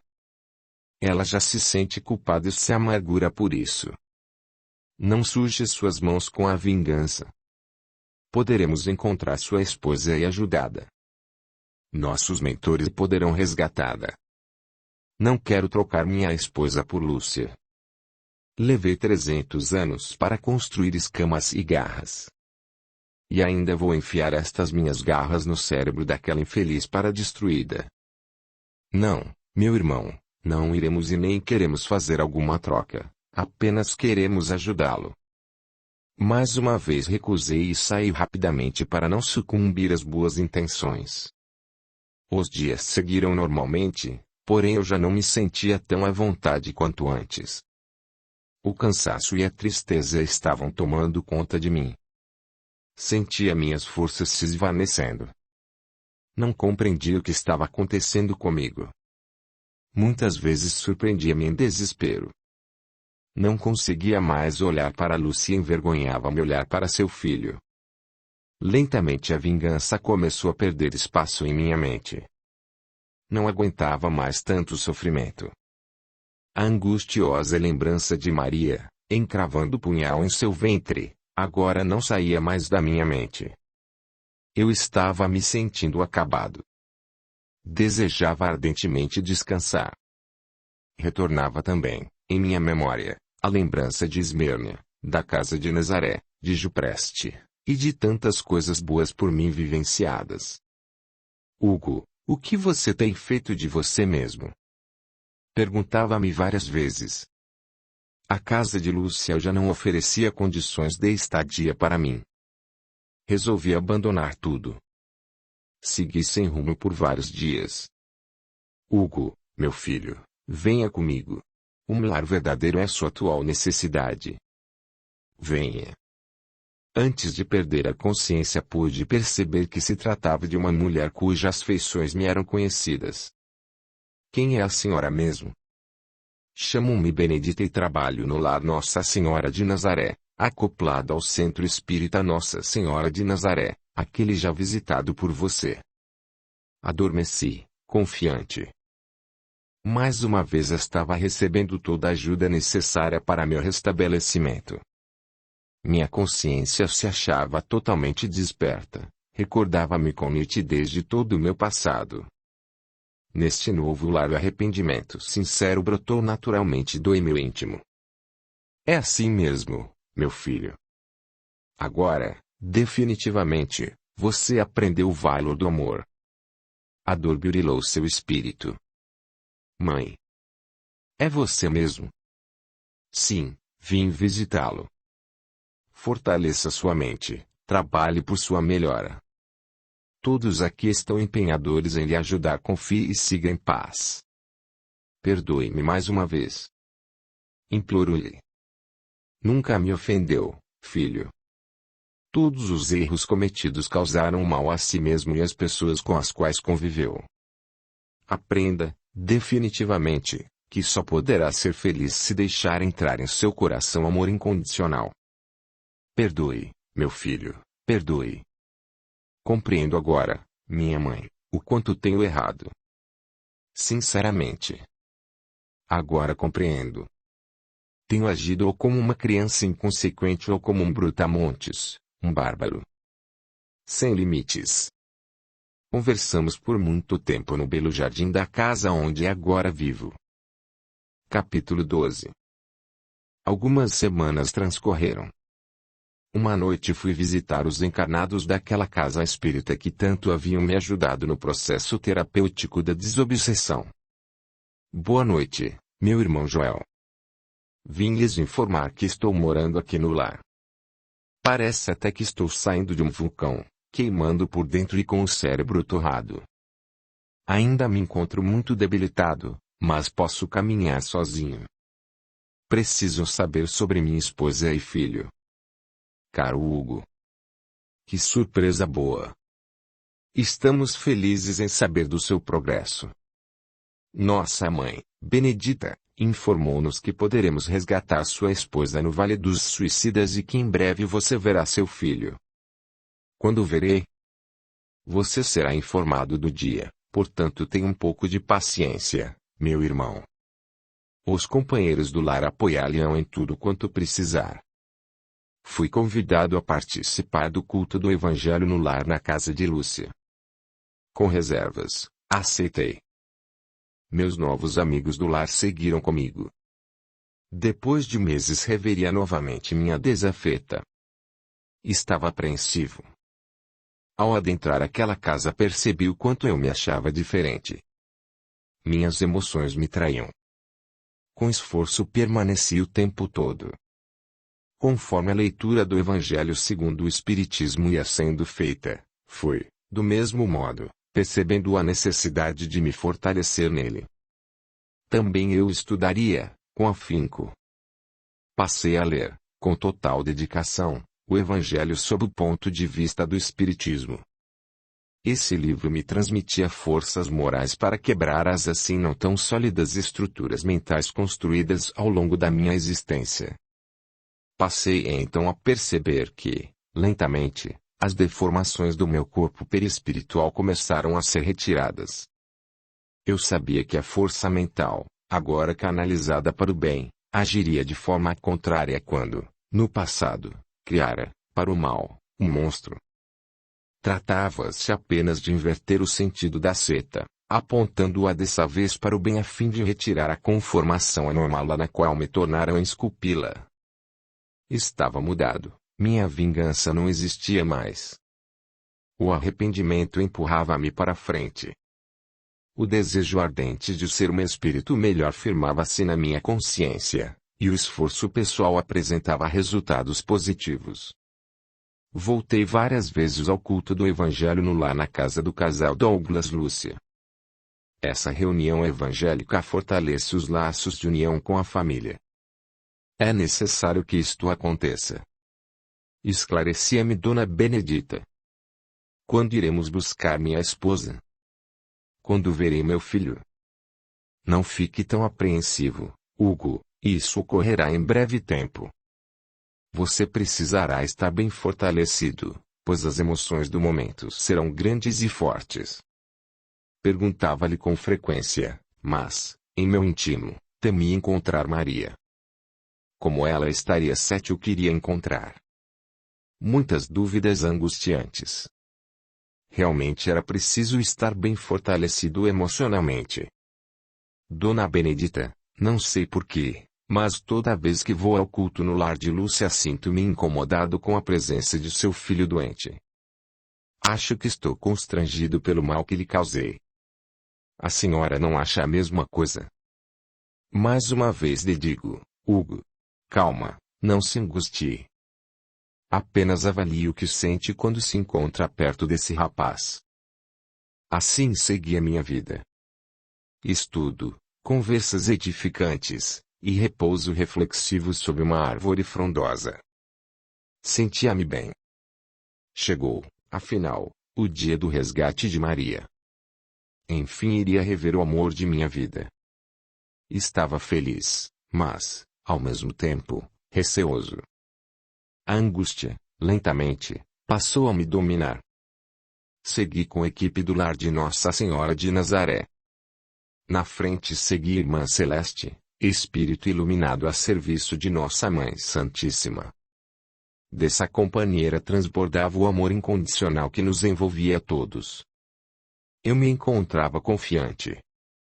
Quando, depois de horas de caminhada, chegamos na parte do Vale dos Suicidas onde Maria se encontrava, parei ao rever minha esposa. Chorei. Minha pobre amada se apresentava completamente desfigurada, cabelos desgrenhados, olhos esbugalhados, roupas em farrapos, esquálida, com a pele semelhante a teia de aranha. De seu ventre, aberto, escorria um líquido espesso. Partes das suas entranhas se precipitavam para fora de seu abdômen sem, contudo, cair. A cena era demasiado chocante. Bebê. Onde está meu bebê? Eram as únicas palavras que sussurrava. Há vários anos não dormia, sempre em delírio. Encontrava-se em piores condições do que imaginara. Com muito amor, Irmã Celeste a envolveu. Tocou-lhe as faces do rosto e beijou-a. Maria, porém, nada demonstrou. Ela não percebe o que acontece ao seu redor. Temos que ter muita paciência, Hugo, seja forte. Mais uma vez Dona Benedita me ensinava. Tenho aprendido muito com o sofrimento. Depois de séculos, posso dizer milênios, a dor despertou o verdadeiro sentimento dentro de mim. O amor-serviço. Segui a caravana em profundo silêncio. Dona Benedita cantava. Soube que havia sido uma cristã da primeira hora. Cantava, como outrora, para angariar forças e motivar todo o grupo. Nunca presenciei nada tão tocante. As lágrimas insistiam em cair, mas eu já não me envergonhava delas, antes me faziam bem. Como se estivessem lavando meu espírito, purificando meu corpo. Apesar da piedade que sentia por Maria, rejubilava-me, pois a felicidade estava morando em minha consciência. É inenarrável poder falar sobre o verdadeiro sentimento. Necessário se faz senti-lo, apenas. Somente desse modo poderemos saber exatamente o que ele significa. Esse estado de bem-aventurança, imerecido para mim, fortificava a minha esperança, garantindo sem dúvidas a minha definitiva mudança. Logo que adentramos o lar Nossa Senhora de Nazaré, minha esposa foi encaminhada para a ala dos deficientes mentais. Nada perguntei. Já sabia, de antemão, o processo de socorro que lhe seria ministrado. Com o correr dos dias Maria foi apresentando alguns sinais de melhoria física, orgânica. Sua aparência revelava a beleza anterior a tanto tempo escondida de minhas vistas.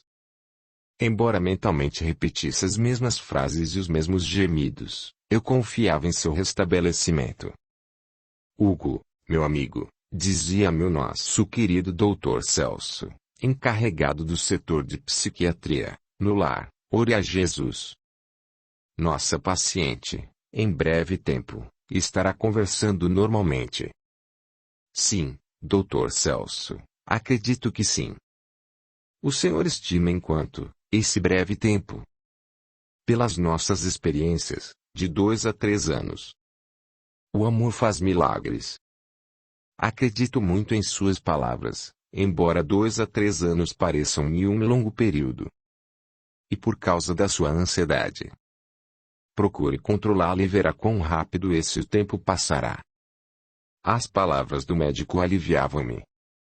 Afinal, para quem com paciência e precisão alimentou e modificou por 300 anos seu perispírito por uma vingança, 2 a 3 anos nada significam. Se tiver persistência para aquilo, também posso trabalhar em paz ao lado de minha Maria. Sem dúvida, Hugo. Todos nós, como você, filhos de Deus, podemos adquirir, através da fé, a perseverança necessária para superar nossas aflições. A vingança, realmente, exibe um aspecto interessantíssimo, principalmente para nós que estudamos a mente. permanecia atento às explicações. A mente é o veículo propulsor das manifestações do espírito e se molda conforme os interesses deste. A vingança é uma emoção que produz por si mesmo um estado de êxtase ao seu portador por lhe exigir uma concentração, uma vontade pertinaz capaz de prejudicar o outro numa ação completamente compreensível, pois o vingador odeia aquele quem o fez sofrer, porquanto justamente foi atingido na parte mais sensível das suas emoções, qual seja, o orgulho. Orgulho ferido, mente ferida, mas pronta para o ataque. Para atingir esse intento, a mente, incansável, maquina, passo a passo, os detalhes das ações, não importando o quanto tempo leve pato revide, importa-lhe, apenas, a satisfação a ser vivenciada. O Senhor está querendo me dizer que a satisfação de poder vir atingir outro provoca na mente um estado de êxtase, propiciando ao vingador a permanente vivência do prazer. Admirei-me com o raciocínio do Dr. Celso e seu consequente ensinamento. Todavia a mente vivencia um estado diferente quando, pelo processo da culpa, o espírito anseia pelas resoluções dos problemas causados por suas ações desequilibrantes, dando origem à depressão, uma emoção negativa que atua lentamente, induzindo seu portador ao desespero, à fuga de si mesmo. Sim, é exatamente assim que me sinto. Culpo-me, excessivamente, pelo estado de minha Maria, mas felizmente desejo, urgentemente, resolver este meu conflito. Aliás, desejo ver toda a minha vida e das pessoas que amo vivendo em paz e alegria. Por isso a culpa não nos serve para nada. Quando errarmos precisaremos descobrir onde foi, exatamente, que erramos, e arrependermos-nos para mudarmos, definitivamente. Chorar pelo erro em coisa alguma nos ajudará, antes nos prejudicará, de nada nos adiantando. São as atitudes no bem, e somente estas, que nos servirão de alavancas para a cura definitiva das nossas mentes e, por extensão, dos nossos espíritos. Isto é bem verdade, amigo Celso. Tomo, como base, todas as oportunidades que tive de fazer o bem, mas, como não me desvincular do orgulho, vivi sempre fracassando. Ninguém pode fazer a nossa parte na tarefa da evolução, Hugo. Continuamos a conversar até o salão principal, onde iríamos participar da prece coletiva que acontece sempre exatamente às 18 horas no abençoado lar de Nossa Senhora de Nazaré. Com o passar das semanas, Maria foi visivelmente se restabelecendo. Já conseguia caminhar pelo jardim tão bem cuidado pela menina Florzinha. Este, na verdade, não é seu nome verdadeiro, mas é como todos tratamos, carinhosamente, a jovem trabalhadora Angélica Lisboeta. Afinal, ela cuida com muito esmero das plantas do maravilhoso local paisagístico existente no lar. Passei a caminhar diariamente com minha esposa e, normalmente, conversávamos sobre amenidades. Contudo, quando ela se recordava de Juan, entrava em depressão. Onde está meu filho? Hugo, por que me esconde Juan? Onde ele está? Naquelas horas, seguindo orientações dos mentores, procurava elevar meu pensamento e convidá-la à oração, contudo Maria entrava em estado de alienação por vários dias. Todo ensinamento adquirido sobre Jesus, nosso mestre de vida plena, no amor, procurava lhe passar quando Maria, novamente, oferecia condições de dialogar. Lembrava-lhe, inclusive, da própria Maria de Nazaré, que tanto sofreu por seu amado filho, inocentemente morto por ser, na terra, o único espírito justo.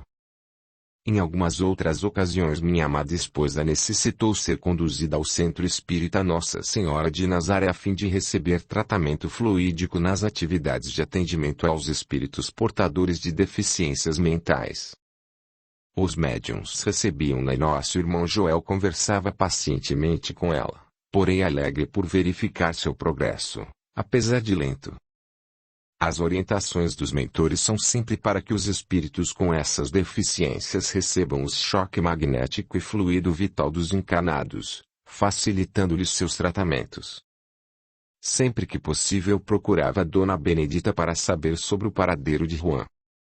Esforce-se por ficar calmo, meu filho. Vá se fortalecendo, pois logo saberá. Lúcia havia desistido do tratamento espiritual, optara em continuar com os remédios, e seu filho também. Agora os efeitos colaterais das drogas passaram a agir como fatores dominantes de seus distúrbios mentais. Vez ou outra seguia com os caravaneiros para o culto do evangelho no lar na casa dos ex-desafetos. Controlava-me com bastante propriedade, tendo em vista já não sentir ódio, todavia não podia ter bons sentimentos ainda. E estava me esforçando para perdoá-los. Um dia, quando eu me encontrava bastante tranquilo e Maria também se encontrava bastante melhor, fui chamado pela querida Benedita. Vamos conversar um pouco. Hugo, meu querido filho, acredito que você já possui as imprescindíveis condições morais para saber de toda a verdade sobre Juan. Nada falei, mas meu coração acelerou seus batimentos. A ansiedade, até há tempos dominada, fez-se novamente presente, reapresentando-se. Seja prudente, meu filho, e procure se acalmar. Imediatamente senti-me envergonhado e procurei respirar fundo para que a paz voltasse ao meu íntimo. Bem. Continuando, vamos expor-lhe alguns fatos já de seu conhecimento. Algumas de suas reencarnações foram marcantes para o desfecho das últimas ações praticadas por Hugo. Grávio amou Dámila e a fez sofrer profundamente. Séquia também era amado por Grávio, como filho, e houve uma disputa entre ambos. Depois conviveu com Brígida e Max. Sim, lembro-me. Dámila, seu grande amor, apenas nesta última reencarnação voltou novamente a conviver com você, sendo Maria. Séquia seguiria posteriormente como Vicente, irmão que o ajudou muito. Hugo, infelizmente você não apurou a bondade em seu coração, o ímpeto bárbaro tem deixado marcas profundas em seu íntimo. Como François provocou um ódio insano em Margot, a esposa que lhe ofereceu a oportunidade de reajuste e novamente foi vilipendiada. Essa mesma Margot renasceria tempos depois como Encarnacione seu. Como? Margot foi Encarnacione que agora é a Lúcia. Desesperei-me. Sim, ela mesma, Hugo. Veja, meu filho, que o ódio provoca marcas profundas. Audiolivro realizado pelo canal Surya Chand Audiobook. Procurei ouvir atentamente o desenvolvimento do surpreendente relato. Como ia dizendo, o filho de Encarnacione que provocara toda a vingança contra Hugo e Maria era o primeiro filho do casal François e Margot. Estou preocupado, Dona Benedita. Quem é Juan? Minha vontade, naquele instante, era a de sumir sem mais nada querer saber. Coragem, meu filho. Entenda que os fatos já aconteceram e agora é a hora da compreensão, da tolerância, e do perdão, perdão inclusive para si mesmo. Desculpe-me. Então Juan era Séquia, o qual acabou sendo criado por um casal que o recebeu de Gilda. Em reencarnação posterior, Gilda, cujo nome for Esmeralda, tivera um filho, Juan, reencarnado, contudo não o quisera criar Encarnacione, cujo nome era Maria Dolores, recebeu o menino e o levou para a neta impossibilitada de engravidar. Sim, estou ciente desta história, contada pela própria Gilda.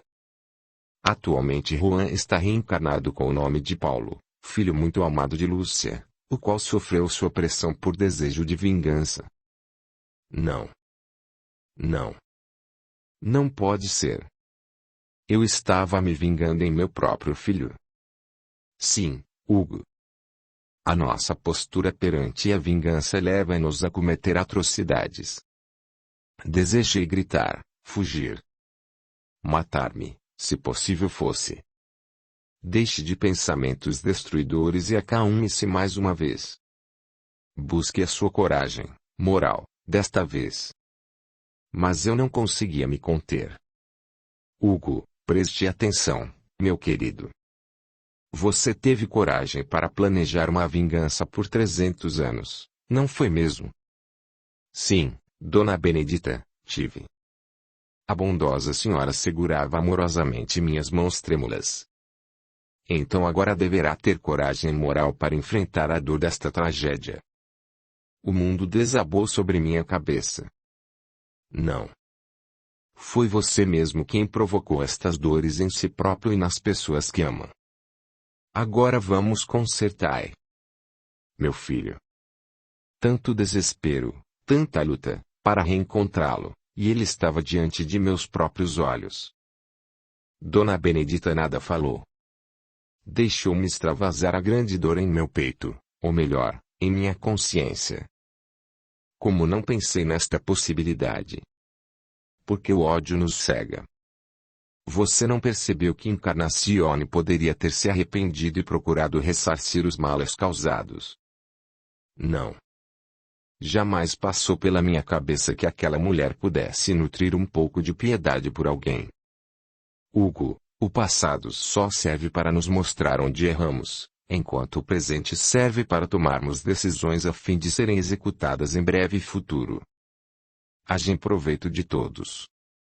Não poderei dizer a Maria que eu mesmo estava provocando o enlouquecimento de nosso tão amado filho. Por ora ela não deve saber mesmo, isso pioraria seu estado mental. Agora compreendo os estranhos sentimentos que sentia pelo jovem. No fundo de sua consciência o amor de pai desejava lhe avisar. Se pudéssemos dar ouvidos às nossas intuições, tudo seria diferente. Sem dúvida, Hugo. A misericórdia divina nos dotou de infinitas capacidades, e a intuição é uma delas, no intuito de nos orientar a caminho do bem. Como somos muito displicentes e orgulhosos, enxergamos apenas aquilo que desejamos. Sei hoje, Dona Benedita, que estava profundamente cego pela vingança. Tudo quanto é contrário às leis divinas nos obscurece. Vamos, meu filho, é hora de trabalharmos. A partir daquele dia minha vida se transformou mais um pouco. Sou outro homem. Aprendi que fazer ao outro o que gostaríamos que o outro nos fizesse deve ser o pilar seguro das minhas ações. Tenho ido várias vezes visitar a família Douglas Lúcia. O amor por meu filho tem facilitado transformar o meu sentimento por ela, que o trata muito bem. Maria, minha amada esposa, sente-se já bem melhor, conseguindo se expressar mas fala com desenvoltura. Só não acha totalmente curada porque ainda não me perdoou. Afirma que eu dediquei mais tempo à vingança do que ela. Devo confessar que ela tem razão, eu a abandonei totalmente ao buscar conhecer técnicas para me vingar. Ao invés, se fosse evangelizado, poderia buscar conhecer técnicas para socorrê-la na hora da dor. Amigos. Hoje peço perdão a Deus por todo o mal que pratiquei, mas também peço-lhe forças para continuar lutando em prol do bem, do amor, e da justiça. Desejo forças para continuar trabalhando sempre e cada vez melhor. Deus esteja com todos nós. A autora, psicografando a mensagem que abre a presente obra. Madrid, Espanha, 13 de outubro de 2010. Fim. Se você gostou desta história, por favor, deixe o seu like. Este audiolivro representa uma contribuição do canal Surya Chand Audiobook, para aqueles que necessitam, como é o caso dos deficientes visuais, e como forma de acesso e divulgação para todos. Se inscreva, ative o sininho, e clique em todas, para receber as notificações de novos audiolivros. Deixe o seu gostei, o seu comentário, e compartilhe. O seu apoio ajuda o canal a crescer. A gratidão é o caminho da evolução. Torne-se membro do canal, e dê o seu apoio ao trabalho realizado com muito carinho para você. Lembre-se de valorizar e reconhecer o trabalho do autor, adquirindo suas obras. Se você gostou deste livro, o que acha de fazer com que outras pessoas venham a conhecê-lo também? Poderia comentá-lo com aquelas do seu relacionamento e compartilhá-lo. O importante é a divulgação da boa leitura, principalmente a literatura espírita. Entre nessa corrente.